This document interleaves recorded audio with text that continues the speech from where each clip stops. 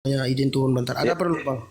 Ada nggak ini. apa-apa belajar di sini sama-sama kita. Sini Ya, aja, ya. nggak masalah. Kita tanya jawab, Tapi nggak masalah alhamdulillah itu. memang saudara kita KTP ini kayaknya dia sebentar lagi sudah memualaf dia. Dia sudah memiliki gerakan hatinya. Beliau sudah beli Al-Quran ya. Sedikit-sedikit beliau sudah belajar tadi ditunjukkan ya. Jarang sekali orang Kristen seperti beliau ini tadi. Tidak lama lagi mudah-mudahan dia sudah mualaf itu. Ya, insya Allah. Beliau lagi di persimpangan itu dimaklumi ya. Amin, amin. Dimaklumi. Kalau di persimpangan yang penting mau belajar itu intinya. Memang nggak gampang jadi mualaf. Kalau dia mau jadi seorang Islam yang berkelas, dia harus belajar. Belajar sampai kepada Islam insya Allah. Kalau dia mau belajar pasti sampai Islam. Itu intinya. Dia melepaskan kebencian, melepaskan ego. Dia mau belajar, enggak apa-apa. Serang Islam sekuat mungkin. Serang, tapi jangan menghina. Serang aja kayak gini. Mana perintahnya sunat, mana perintahnya ini. Itu betul, itu bagus. Itu hebat itu kalau yang kayak gitu. Jangan menghina, jangan menista. Karena pemahaman tentang Islam masih minim. Jadi apa yang kemudian dititipkan atau disampaikan oleh orang-orang kafir pembenci Islam itu jangan dipakai. Tapi betul-betul pelajari Quran, minimal terjemahannya. Ada sesuatu yang ganjil di situ, pertanyakan. Seperti itu adanya. Tidak apa-apa. Tidak apa-apa. Silakan bingung, karena bingung itu mengantarkan orang menuju kepada kepahaman atau kesahihan di dalam mengetahui sesuatu. Kalau ada bingung, berarti ada jalan, berarti ada keinginan, ada karakter pada diri kita untuk mengetahui sesuatu. Contoh, banyak membaca, banyak dilupa. Tidak membaca, tidak ada yang dilupa. Nah, sekarang permasalahannya adalah yang mana yang bagus? Tidak melupakan apapun atau melupakan banyak hal. Orang yang bijak dalam berilmu adalah orang yang memilih banyak lupa daripada tidak ada lupa. Ada enggak orang gila melupakan sesuatu? Enggak. Orang gila tak melupakan apapun karena dia sudah tak punya ingatan-ingatan. Orang yang banyak membaca adalah orang yang berilmu. Dan orang yang berilmu adalah orang yang banyak melupa. Orang yang banyak melupa adalah orang yang jauh dari penyakit pikun. Semakin banyak dia melupakan, semakin terangsang otaknya untuk berpikir, menggali apa yang pernah dibaca. Jadi semakin banyak membaca, semakin banyak lupa. Itu bagus daripada tidak ada yang dilupakan. Orang yang tidak melupakan apapun itu orang malas. Orang yang tidak pernah membaca. Orang yang tidak pernah kemudian ingin mengetahui sesuatu. Jadi kalau ada orang ditanya, apa yang kamu tahu tentang ekosistem? Karena orang ini pernah membaca, dia akan mengingat, menggali, mengajak kemudian saraf-saraf otaknya untuk bergerak. Sampai kepada poin dia mengetahui, oh ekosistem adalah jaring makanan antara satu dengan yang lain. Itu dia tahu karena dia pernah membaca. Jadi kalau ada orang di persimpangan, masa di persimpangan ini dihabiskan untuk membaca, insya Allah orang itu akan sampai kepada Islam. Karena hanya orang yang memiliki kemudian akal yang bisa sampai ke Islam. Kalaupun dia tidak sampai ke Islam, ada masa di mana dia ingin belajar. Silakan Anda cari kelemahan Islam sampai sehabis-habisnya. Habis itu Anda temukan, mari kita ke sini, kita berdiskusikan mengenai sunat dan seterusnya. Karena ingat, satu pesan saya sebelum saudara Al-KTP turun. Yang ingin menyamakan sesuatu dengan pencipta langit dan bumi itu iblis. Contoh, ketika kemudian Anda melihat sebuah pohon besar dengan berbagai macam konsep, pemikiran, opini, doktrin, dogma, Anda melantik pohon besar itu adalah inkarnasi Tuhan atau penjelmaan Tuhan atau Tuhan yang datang dalam rupa pohon, Anda sedang ingin menyetarakan pencipta langit dan bumi dengan makhluknya bernama pohon. Dan itu adalah karakter iblis. Ketika Anda ingin menyetarakan Tuhan dengan apapun selain daripada Tuhan, dengan embel-embel dia berubah, dia menjelma, dia ini, itu Anda sedang berada dalam barisan yang keliru. Karena Tuhan itu tidak sama seperti apapun. Tuhan itu tidak ada di atas muka bumi ini yang hendak dipersamakan dengan dirinya. Kalau dia sama dengan salah satu dari apa yang ada di bumi ini, dia bukan Tuhan. Dan orang yang mempersamakan itu adalah iblis. Karena hanya iblislah yang punya karakter ingin mempersamai Tuhan dengan dirinya, ingin mempersamai Tuhan dengan sesuatu di luar daripada Tuhan. Ingat itu. Jadi kalau agama Anda masih menghantarkan Anda untuk mempersamakan Tuhan dengan makhluk, berarti Anda masih sebarisan dengan, masih bersama dengan makhluk yang ingin mempersamai Tuhan. Saya kira begitu, silakan Anda rehat, renungkan apa yang kami sampaikan. Yang pada intinya kemudian ketika saudara mempertanyakan di mana di dalam Al-Quran perintah bersunat bagi Nabi Ibrahim alaihissalam, di dalam Al-Quran tidak berbicara mengenai biografi seseorang. Tapi kami yang dikatakan bahwa hanya orang berakal yang bisa sampai kepada Al-Quran. Al-Quran menyatakan dalam surah Al-Baqarah ayat 124. A'udzubillahi minasyaitonirrajim. Wa izibtala Ibrahim rabbuhu bikalimatin fa'atammahunna. Qala inni ja'iluka linnasi imama. Qala wa min zurriyati. Qala la yanalu ahdiz zalimin. Dan ingatlah ketika Nabi Ibrahim diuji oleh Tuhannya dengan beberapa perintah. Lalu dia melaksanakannya dengan sempurna. Allah kemudian berfirman kepadanya, sesungguhnya aku menjadikan engkau sebagai pemimpin bagi seluruh manusia. Lalu Nabi Ibrahim menjawab, dan aku juga ingin anak cucuku jadi pemimpin. Allah berfirman, benar, benar, benar. Namun la yanalu ahdiz zalimin. Janjiku tidak berlaku bagi keturunanmu dari orang-orang yang zalim. Jadi Al-Quran sudah menorehkan wa izibtala Ibrahim rabbuhu bikalimatin fa'atammahunna. Aku memberikan perintah kepada Nabi Ibrahim alaihissalam, dan Nabi Ibrahim lulus atas perintah-perintah itu. Tidak dijelaskan salah satunya adalah aku perintahkan bersunat. Oh, tidak begitu, karena Al-Quran itu sifatnya wahyu. Yang namanya wahyu harus ada manusia super yang menerima wahyu itu, yang tugasnya justru untuk menguraikan isi dari perintah. Kalau sudah diuraikan semuanya, itu cerita seperti Bible. Itu cerita. Artinya itu bukan wahyu, diceritakan bla bla bla bla bla. Biar biji sakar besar ukurannya dijelaskan semua. Itu bukan firman Tuhan. Itu curhat namanya.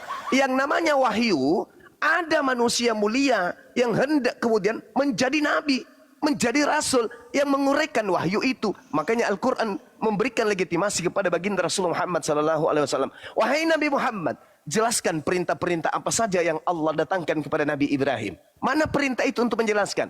Al-Quran surah An-Nahl ayat 44. Bil bayyinati waz zubur wa anzalna ilaika dzikr litubayyina lin-nasi ma nuzila ilaihim wa la'allahum yatafakkarun. Wahai Nabi Muhammad, aku wahyukan Al-Quran kepadamu tujuannya agar engkau menjelaskan, menguraikan, mentafsirkan apa yang ada di dalamnya, agar berguna dan bermanfaat, dan agar manusia mengetahui apa yang harus mereka laksanakan. Tuh legalitasnya. Jadi kalau Anda mencari di mana Al-Quran kemudian menceritakan tentang sunatnya Nabi Ibrahim, kalau diceritakan itu namanya naskah skripsi, itu namanya karya ilmiah.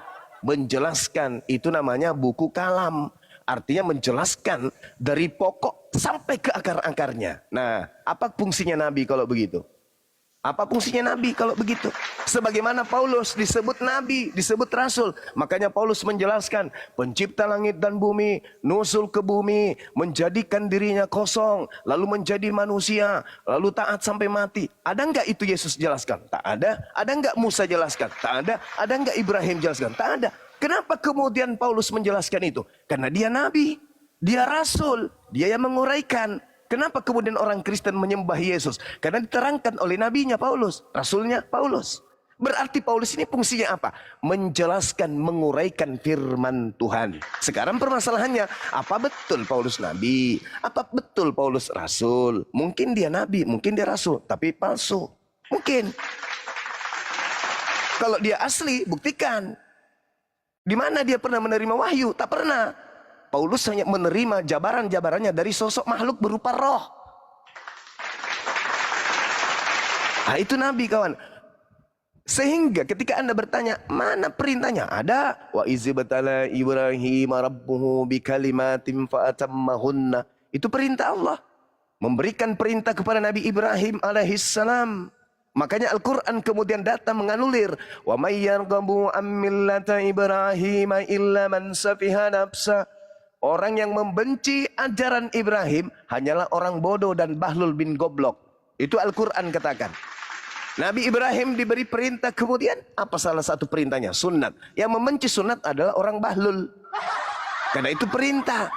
Makanya dalam Kejadian 12 nomor 3, aku akan memberkati siapapun yang memberkati engkau Abraham. Yang memberkati Abraham adalah yang mengikuti ajaran Abraham. Yang mengutuk Abraham, aku akan kutuk, kata Allah. Siapa yang mengutuk Abraham? Yang membenci ajaran Abraham. Mana salah satu ajaran Abraham yang dibenci oleh Kristen?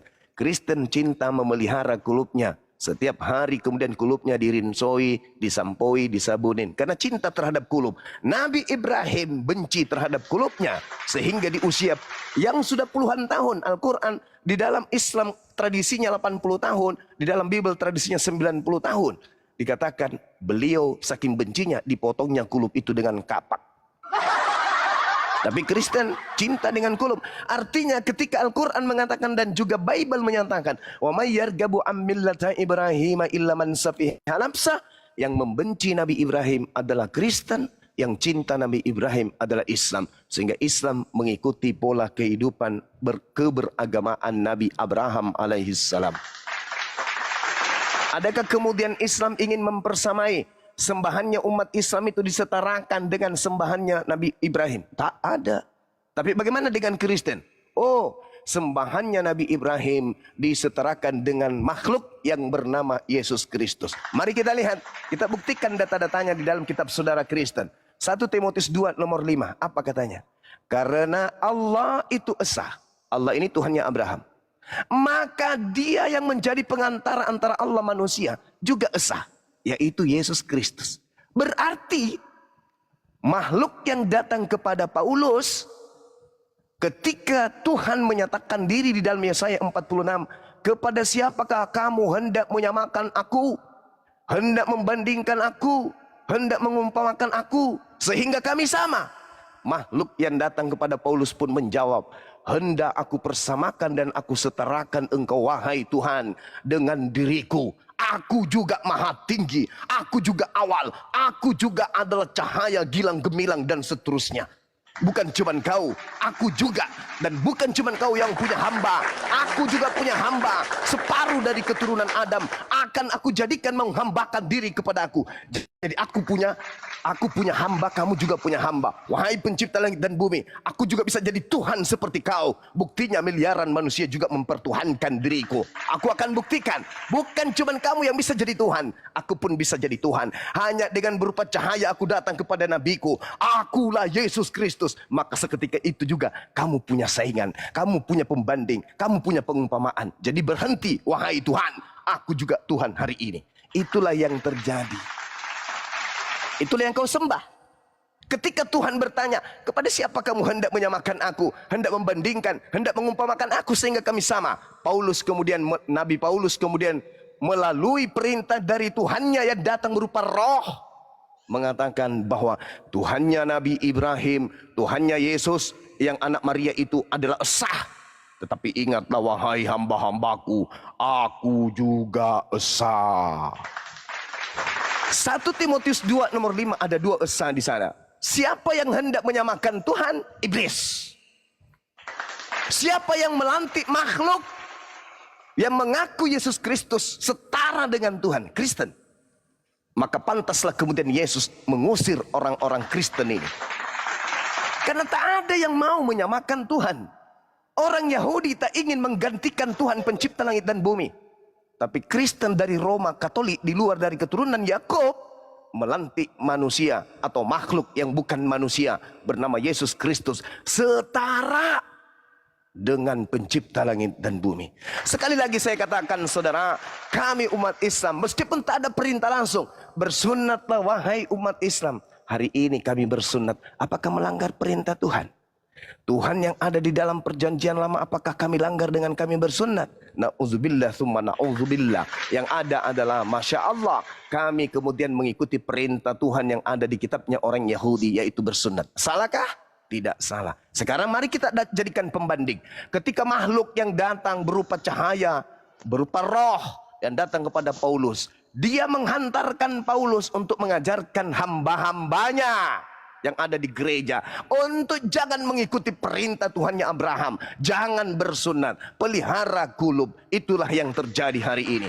Agama penentang Tuhan, kata Al-Quran, wa ayyaduna illa syaitanan marida wa ikhwanuhum yamuddunahum fil ghayyi thumma la yuqsirun.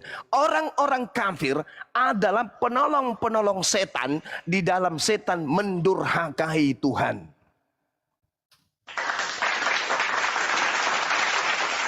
Perintah Tuhan sunat. Kejadian 17 nomor 14, siapa yang tidak bersunat bunuh.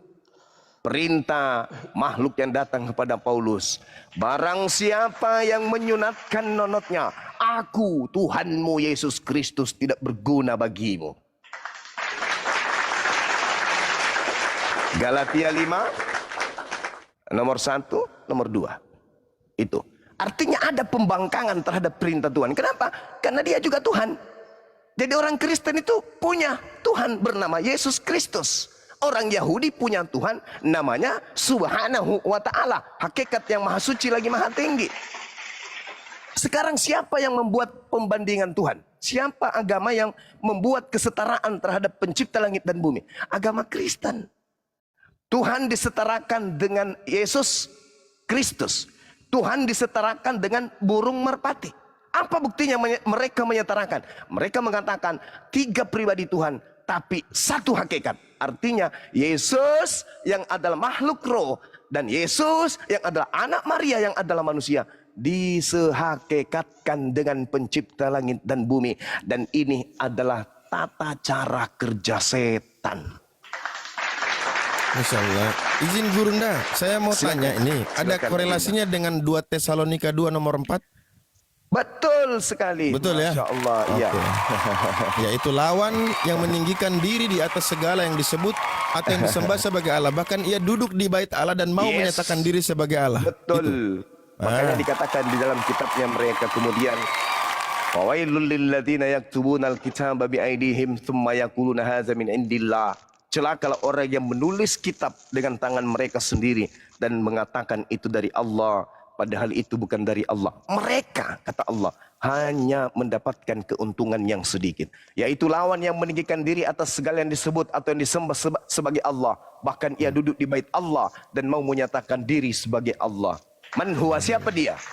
Iblis. La haula wa la quwata illa billah. Iblis. Jadi, iya, silakan. Saya tidak pungkiri ya, saya tidak vokal atau tidak munafik dengan apa yang dikatakan Bang Juma. Memang saya sudah pelajari di Kisah Para Rasul 21, 23 dan seterusnya, di mana yang dikatakan Bang Juma itu memang betul. Si Paulus ini kadang kamuflase. Sebentar jadi orang rumah, begitu mau disembeli dia mengaku orang Farisi agar selamat terjadi. Ada beberapa yang saya pelajari, memang Paulus ini kayak seperti yang disampaikan Bang Juma sih ada, cuman saya masih dalam ini. Pertanyaannya terus kapan kamu mau mualaf? Bukan, saya masih pelajari Bang. Jadi Biar beliau belajar. Intinya saya sih salut ya. Kalau saya lihat dari beberapa video juga, termasuk Bang Juma ada pergi berkunjung ke non muslim kemarin. Ibu siapa namanya lupa saya. Oh, Ibu Darni, Bu Darni. Ibu Darni itu suatu yang luar biasa bagi kami ya di Flores ini. Jadi Bang Juma tuh mirip seperti orang muslim di sini yang toleransinya luar biasa. Itu kami salut di situ ya. Kemudian ada beberapa video yang mau menjatuhkan Bang Juma itu udah saya pelajari dan ternyata itu dipotong. Siapa namanya tuh saya lupa, ada yang pakai topi itu. Itu udah kami pelajari dan itu bohong. Itu dia dia hanya ingin menjatuhkan. Jadi jujur saya sih masih ini ya sama Bang Juma ya. Saya izin turun Bang Juma, terima kasih banyak. Iya, saudara, Bang silakan. Blender, Gak apa-apa. sorry Bang Blender. Nggak bisa. Terima kasih Bang Juma. Iya, sama-sama, masya Allah.